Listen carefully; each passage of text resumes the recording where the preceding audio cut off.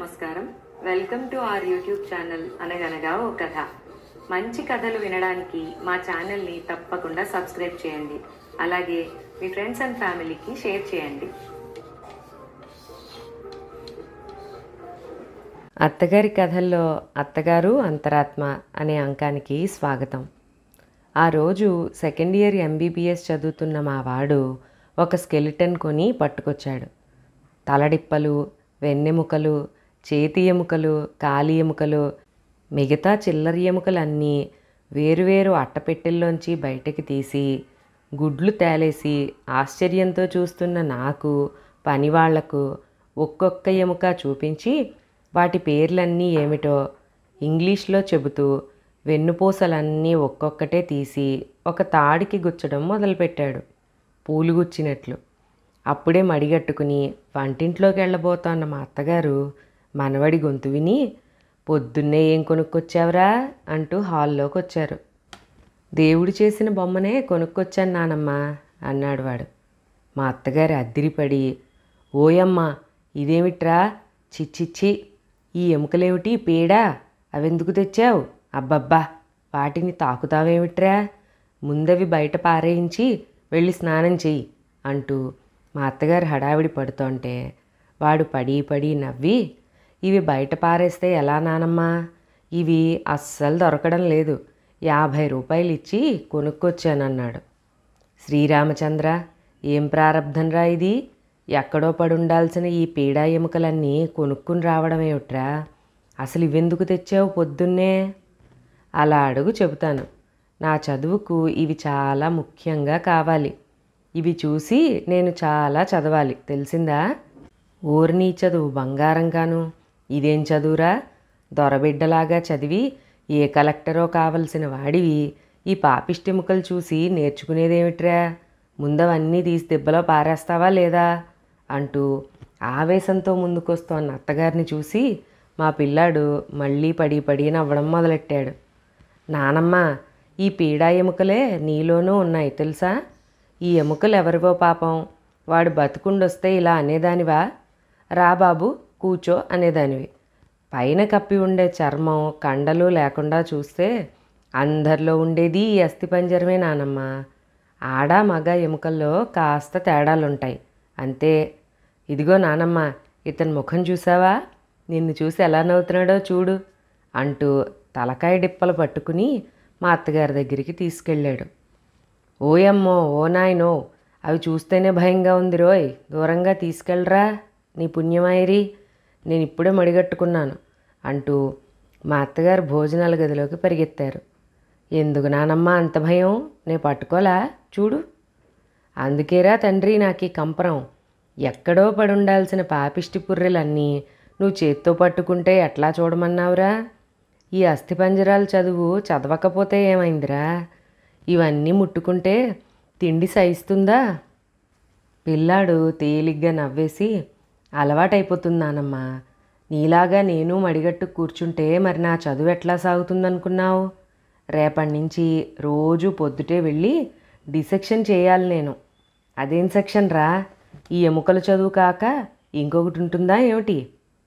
మా వాడు వాళ్ళ నానమ్మ మాటలకు నవ్వలేక పొట్ట పట్టుకుని, సెక్షన్ కాదు నానమ్మ, డిసెక్షన్ అంటే శవాన్ని కోసి శరీరంలో ఉండే విషయాలు విశేషాలు తెలుసుకుని చదవాలి అని వాడు చెబుతూ అంటే మా అత్తగారు ఏమిటి అంటూ ఒక్క క్షణం కొయ్యబారి నిలబడిపోయారు.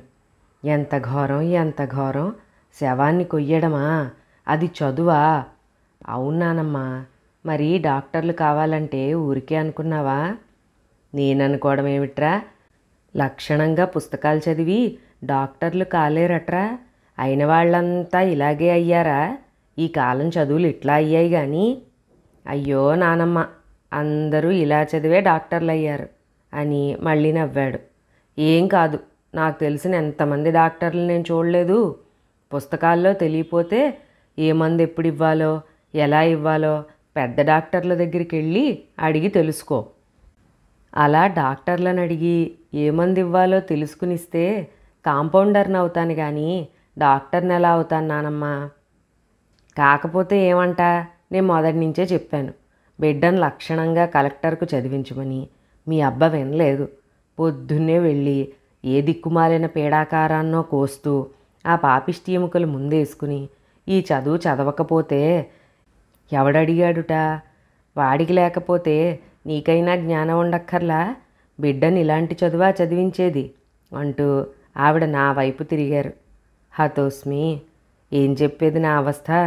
ఆమెలాగే నేను కూడా మా వాడు చెప్పిందంతా విని మతిపోయి నిలబడ్డాను. బిడ్డని ఇలాంటి చదువు చదివిస్తున్నామే అనే బాధ ఒకవైపు, రేపు వాడు పెద్ద డాక్టర్ అవుతాడనే సంతోషం ఇంకోవైపు పెనవేసుకుని ఏం మాట్లాడాలో తెలియని అయోమయ స్థితిలో ఉన్న నన్ను చూసి అడిగాడు మా వాడు.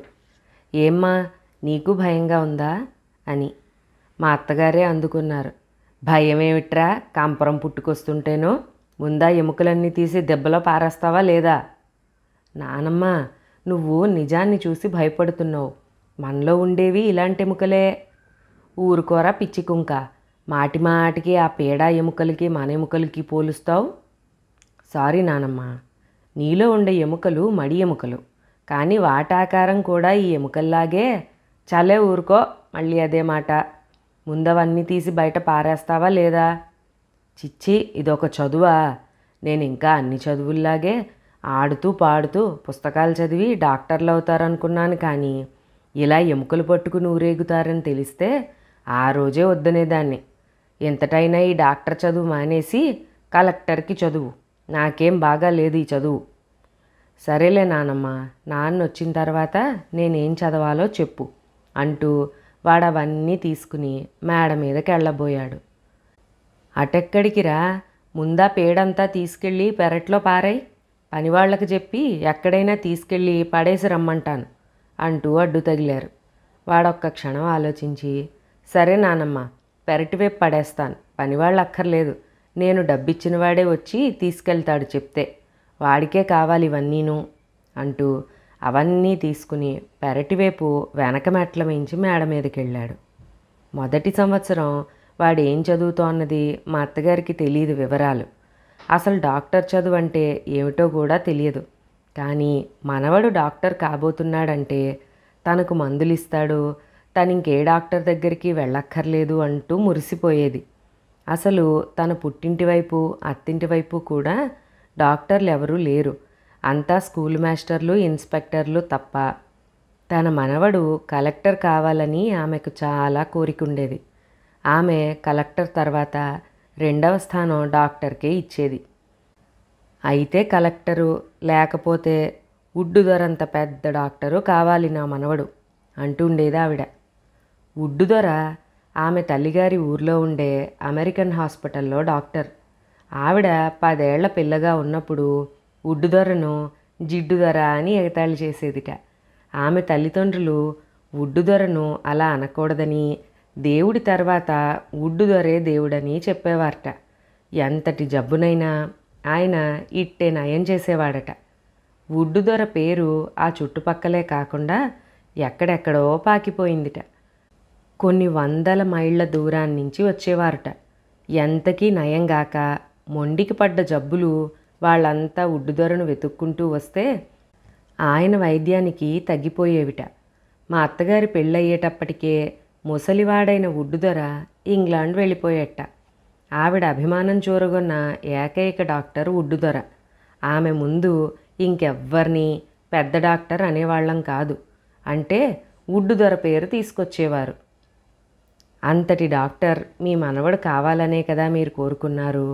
ఉడ్డు దొర కూడా ఇలాంటి చదువు చదివేగా అంత పెద్ద డాక్టర్ అయ్యాడు అన్నాను. మా అత్తగారికి కాస్త నచ్చజెప్పి చూద్దామని. ఆ కాలంలో ఇట్లాంటి చదువులు ఉండేవే కాదు. ఉడ్డు దొర ఇలా చేసేవాడు కాదు, కానీ రణాలు, కడుపులో బల్లలు ఆపరేషన్ చేసి తీసేసేవాడు. చచ్చేవాళ్లను బతికించేవాడు. కానీ ఇలా చచ్చిన వాళ్లను కోస్తూ కూర్చునేవాడు కాదు అన్నారావిడ. ఇంకేం చెప్పేది ఆవిడతో. ఆ పూట జరిగిన గాథంతా కొడుకు ద్వారా తెలుసుకున్న మా వారు భోజనానికి ఇంటికి రాకుండా ఆఫీస్కే పంపించమని ఫోన్ చేశారు. ఆవిడ ఆవేశం తగ్గిందాకా కంటపడి లాభం లేదని. దేవుడు రక్షించాడా అన్నట్లు మా బావగారు వచ్చారు. మా బంధువుల ఇంటి పెళ్ళికి. కుశల ప్రశ్నల్లో మా అత్తగారు కాసేపు మనవడి చదువు విషయం మరిచిపోయారు. మా వాడు వాళ్ళ నానమ్మ కంట పడకుండా దొంగలాగా కాలేజీకి వెళ్ళొచ్చాడు. బావగారు రాగానే కనిపించక తప్పలేదు. మా వంశానికంతా నువ్వొక్కడివేనోయ్ డాక్టర్వి, మిగతా అందరూ బడిపంతుళ్లే, బాగా చదువుతున్నావా అంటూ బావగారు వాణ్ణి పక్కన కూర్చోపెట్టుకుని మాట్లాడుతూ ఉంటే అత్తగారు అందుకున్నారు వంటింట్లోంచి. చదువుతున్నాడు. వాడి చదివేమిటో తెలిస్తే నువ్వు ఈ పూట అన్నం తినవు, నిద్రపోవు. ఒరే నరం, పుస్తకాలు చదివి డాక్టర్లైంది నీ కాలంలోనూ నా కాలంలోనూ రా. ఈ కాలం చదువులే మారిపోయినాయి.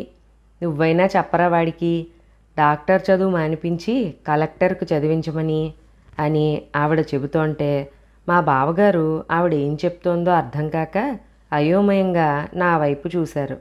మా వాడు నవ్వుకుంటూ స్నానం చేసి వస్తానని వెళ్ళిపోయాడు. నేను ఆయనకి జరిగిన సంగతంతా చెప్పాను. ఆవిడ మధ్య మధ్య అడ్డు తగులుతూ డాక్టర్ చదువు ఈ కాలంలో ఎంత ఘోరంగా పరిణమించిందో వివరిస్తూ ఉంటే అంతా విన్న మా బావగారు నవ్వి, అదా సంగతి, ఇంతకీ నువ్వు అనేది ఏమిటి కక్కి, ఆ కోత పనులు చేయకుండా ఎముకలు ముట్టుకోకుండా చదవాలంటావు అంతేనా? అంతేరా, లక్షణంగా పుస్తకాలు చదువుకుని డాక్టర్ అయితే నాకేం బాధరా అన్నారావిడ నిట్టూర్పు విడుస్తూ.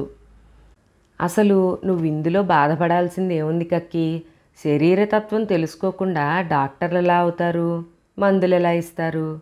ఒరేయ్, నువ్వు అలాగే మాట్లాడతావేమిట్రా, తెలియకడుగుతాను. కటిక కషాయవాళ్ళు చేయాల్సిన పనులు పసిబిడ్డ చేస్తుంటే ఎలా మనసొప్పుతుందిరా? ఆ చదువు చదివించడానికి శరీరతత్వాలు బాగా తెలిసిన పెద్ద డాక్టర్ల దగ్గరికి వెళ్ళి అడిగి తెలుసుకుంటే సరి అని ఆమె చెప్తోంటే మా బావగారు పొట్ట చెక్కలయ్యేట్లు నవ్వి, అలాగే కక్కి, నువ్వు చెప్పినట్లే చేద్దాం, అబ్బాయితో మాట్లాడతాలే అంటూ లేచి నిలబడ్డారు. అప్పుడే ఎక్కడికిరా, వాళ్ళ ఇంట్లో పెళ్ళి రేపు గదూ అడిగారు ఆవిడ. పెళ్ళింటికి కాదు కక్కి, హరికథ వినడానికి. మా ఊరివాడే, చంద్రమౌళి శాస్త్రులు, బాగా చెప్తాడులే, బాగా చదువుకున్నవాడు, వేదాంతం అంటే ఏమిటో క్షుణ్ణంగా తెలిసినవాడును.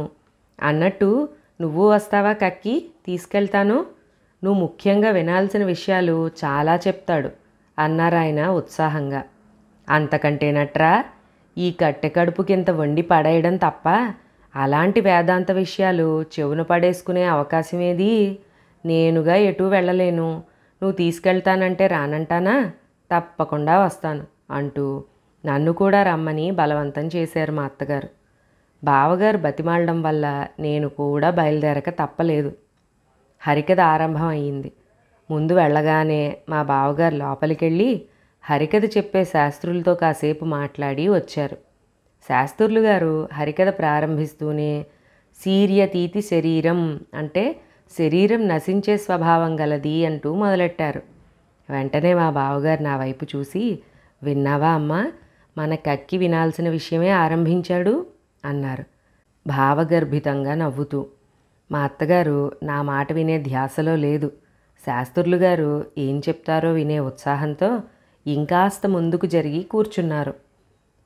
శరీరం నశించేదైనా ఆత్మ నశించదు. ఆత్మకు చావు లేదు. అది కేవలం పరమాత్మ స్వరూపం. ప్రపంచంలో ఉండే మానవులందరిలోనూ ప్రకాశించేది ఆ పరమాత్మ స్వరూపమే. ఉదాహరణకు సూర్యుడున్నాడు. ఎదురుగా అద్దం పెడితే ఆ అద్దంలోనూ సూర్యుడు కనిపిస్తాడు. కానీ అది సూర్యుని ప్రతిబింబమే, ఇద్దరు సూర్యులు కారు. అలాగే ఆ అద్దం పగిలి సహస్ర తునకలయ్యిందనుకోండి, ఆ 1000 అద్దం ముక్కల్లోనూ 1000 మంది సూర్యులు కనిపిస్తారు. అవన్నీ ప్రతిబింబాలే, కానీ సూర్యుడు ఒక్కడే. అలాగే ఒకే పరమాత్మ స్వరూపం ప్రతి మానవుడిలోనూ ప్రతిబింబిస్తుంది. అదే ఆత్మ. సాక్షాత్ పరమాత్మ ప్రతిబింబమైన ఆత్మ నివసించే దేవాలయమే మన దేహం. అందుకే దేహో దేవాలయ ప్రోక్త అన్నారు. ఆహాహా, ఏం బాగా చెప్తున్నాడురా నరం, అన్నీ అమృతవాక్కులే అంటూ మా అత్తగారు ఆనందపడిపోయారు. ఏ విధంగా అయితే అందరిలోనూ ఉండే ఆత్మ ఒకే స్వరూపమో అలాగే మన శరీరాలు కూడా పైకి రూపభేదాలు కనిపించినా మన లోపలున్న అస్థిపంజరాలన్నీ ఒకే విధంగా ఉంటాయి. అస్థిపంజరం అంటే దేవుడు లేని శిథిల దేవాలయం అన్నమాట. దేవుడు లోపలున్నా లేకున్నా చూస్తూ చూస్తూ శిథిల దేవాలయమే కదా అని కాల్తో తంతామా? అయ్యయ్యో, అపచారం అపచారం అంటూ ఆవిడ 2 చెంపలు వాయించుకున్నారు. ఆ విధంగానే జీవుడు లేని అస్థిపంజరాన్ని కూడా మనం అసహించుకోకూడదు. ఆ విధంగా అసహించుకున్న వారికి రౌరవాది నరకం అని రాసుంది శాస్త్రంలో. ఎందుకంటే మనందరిలో ఉండేది ఒకే రకమైన అస్థిపంజరం కాబట్టి. దాన్ని చూసి అసహించుకుంటే మనల్ని మనం అసహించుకున్నట్లే. అది తెలుసుకోవడమే జ్ఞాని యొక్క లక్షణం. పరమభోగి అయిన వేమన శ్మశానంలో అస్థిపంజరాలు చూసి ఎప్పటికైనా మనమంతా ఇంతే కదా అంటూ పరమయోగి అయ్యాడు. గొప్ప గొప్ప వేదాంతులంతా మానవ సేవ చేసి అదే మాధవ సేవ అనుకుని తరించారు. దాన్ని మించిన పుణ్యం మరొకటి లేదని కూడా చెప్పారు. ఉదాహరణకు డాక్టర్లు ఉన్నారు. వాళ్ళు నిజంగా ప్రత్యక్ష దేవుళ్ళనే చెప్పాలి. ఒక విధంగా ఆలోచిస్తే అసలు వాళ్లే నిజమైన యోగులు త్యాగులును. ఎంత పెద్ద జబ్బైనా, ఎంతటి భయంకరమైన చీము రక్తాలతో కూడిన రణమైనా అసహించుకోకుండా సేవ చేసి నయం చేసి బాధ పోగొట్టి బతికిస్తారు. డాక్టర్లే అసహించుకుంటే ఇక రోగుల గతేమిటి? అసలు డాక్టర్ కాదలుచుకున్న వాళ్ళు ముందు భయము అసహ్యము ముడుపు కట్టి మూల పడేయాలి. మృతదేహాలను అస్థిపంజరాలను చూసి మానవ శరీర నిర్మాణం తెలుసుకుని దాని లోటుపాటులు అవగాహన చేసుకుని కష్టపడి చదువుతారు. భగవంతుడు పుణ్యాత్ములను చేరదీసి పాపాత్ములను అసహించుకుంటే మనుషుల గతేమిటి? అలాగే డాక్టర్ వృత్తిలో కూడా డబ్బు సంపాదనతో పాటు పరమార్థం కూడా ఉన్నది. మంచి డాక్టరు గొప్ప డాక్టరు అనిపించుకోవాలంటే పూర్వజన్మ సుకృతం కూడా ఉండాలి. ఎందుకంటే బీదలకు వైద్య సహాయం చేస్తూ స్వార్థము సోమరితనము లేకుండా ఎలాంటి సందర్భాల్లోనైనా సరే సిరికింజెప్పడు అన్నట్లు అర్ధరాత్రి అయినా సరే వెళ్ళి రోగులకు సేవ చేసి బాధ నివారణ చేసే డాక్టరే ధన్యుడు. అటువంటి త్యాగబుద్ధి చిత్తశుద్ధి గల డాక్టర్లకు భగవంతుని అనుగ్రహం సంపూర్ణంగా ఉంటుంది. అందుకే ఒక్కొక్క డాక్టర్ హస్తం అమృత హస్తం అంటూ ఉంటారు అని ముగించాడు. ఇంటికి వస్తూనే అత్తగారు హడావిడిగా మేడ మీదకి వెళ్ళారు. మాకు గాభరా కలిగింది. నేను బావగారు ఆమె వెనకాలే వెళ్ళాం. అప్పుడే మా వాడు తను తెచ్చిన అస్థిపంజరాన్ని ముందేసుకుని పుస్తకంలో ఉన్న పుర్రెను అసలు పుర్రెను జాగ్రత్తగా పరీక్షిస్తున్నాడు. మా అత్తగారు వెళ్తూనే ముందు అస్థిపంజరానికి భక్తిగా నమస్కారం చేసి 3 సార్లు చెంపలు వాయించుకున్నారు. తరువాత మనవడి బుగ్గలు పుణికి ముద్దు పెట్టుకుని వాడి వీపు నిమురుతూ, నా తండ్రి నా దేవుడు నువ్వు చదివేదే గొప్ప చదువురా, తిక్కముండని తెలియక ఏమిటో అనుకున్నాను. మా నాయన దీర్ఘాయుష్మంతుడివై 100 కాలాల పాటు బీదా బిక్కీకి సహాయం చేస్తూ గొప్ప డాక్టర్ అనిపించుకోవాలి అంటూ దీవించారు. మా అత్తగారు అంత ఆనందపడిపోతుంటే ఆవిడలో కలిగిన మార్పుకు నిర్ఘాంతపోయి ఏం జరిగిందో తెలియక మా వాడు అయోమయ అవస్థలో మా వైపు చూశారు. వాణ్ణి చూసి నవ్వుతూ, తర్వాత చెప్తానోయ్ అన్నారు సౌండ్ లేని లిప్ మూమెంట్తో మా బావగారు. ఇక్కడితో అత్తగారు అంతరాత్మ అనే అంకం సంపూర్ణం. మరొక అత్తగారి కథలో మళ్ళీ కలుసుకుందాం. అంతవరకు సెలవు. ఈ వీడియోని తప్పకుండా లైక్ చేసి మీ ఫ్రెండ్స్ అండ్ ఫ్యామిలీతో షేర్ చేయండి. అలాగే మొదటిసారి మన ఛానల్ని చూస్తున్న వాళ్ళు ఉంటే తప్పకుండా సబ్స్క్రైబ్ చేసుకోండి.